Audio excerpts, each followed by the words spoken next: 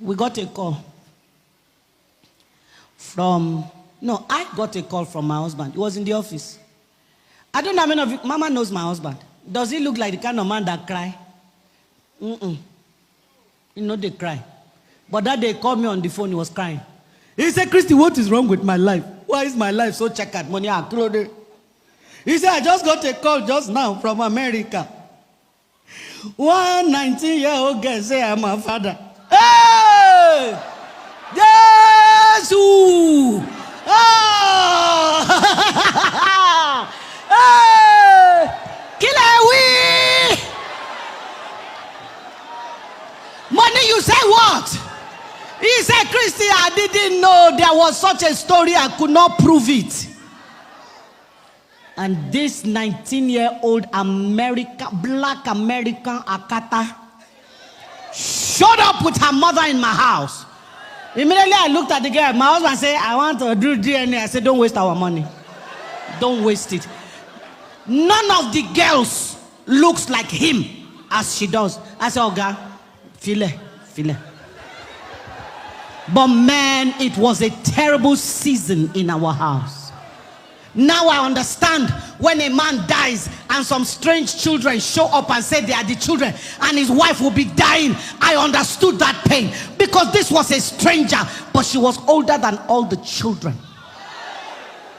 And my son said, Mommy, I am used to calling myself firstborn, first son. Who is this stranger that has bumped me off like this? Who is this? And my first daughter said, Mommy, I am first lady in my daddy's life. Who is this stranger? My second son lost it. He locked himself in his room. 3 days he refused to come out.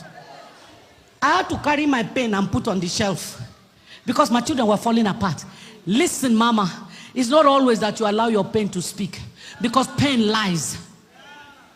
Pain will lie to you. Pain will lead you down the wrong path. Mama said it's not wrong to be tired. It is dangerous to remain tired. It is not wrong to feel your pain, but never let your pain lead. I had to forget my pain because my children were having identity crisis suddenly. That boy locked himself for 3 days and refused to come out. I had to start breaking down the door. I said, I'll break this door. Then he opened the door. I said, son, what is it? He said, Mommy, 3 days ago I was third born. Now I'm fourth born. Somebody can just show up now. I will be number 6. Claude, I can't handle this.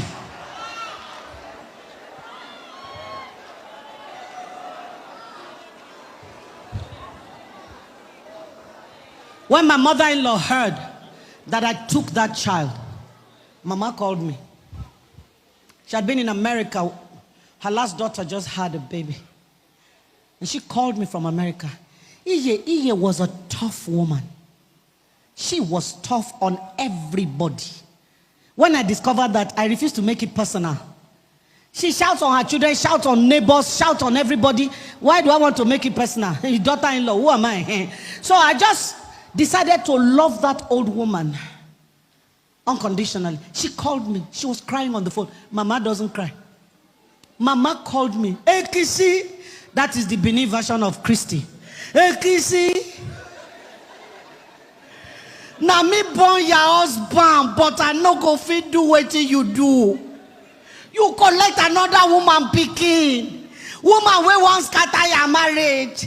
She say, your children no go cry. And if they cry, before the tears reach ground, somebody go collect them.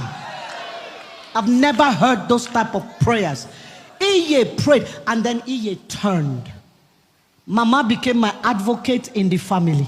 Nobody can touch me in that family. Mama slapped one of my husband's brothers because he went to talk about me to her. She slapped him. Liar! Liar! That's how una they scatter people marriage. Bah! This is a man in his 50s. She slapped him. That thing he was reporting me for, I did it.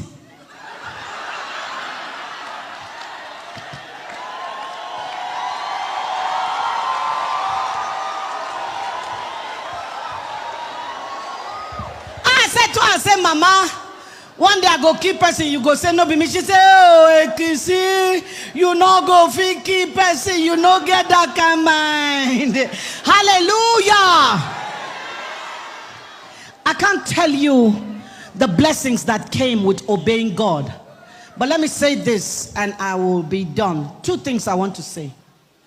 Nobody should hear me today.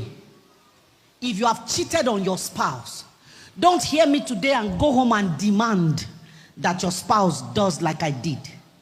Everybody will hear God for themselves. There are those that God will say, get out of that place, leave. And there are those He will say, stay. Please don't go and make it a law. And don't even develop any sense of entitlement. But if you have been cheated upon, there is grace. God said to me, living is judgment and justice. He said, but let me show you a higher way. There's something higher than justice. I said, what is that? He said, it's forgiveness. He said, forgive him, stay. I forgave and I stayed.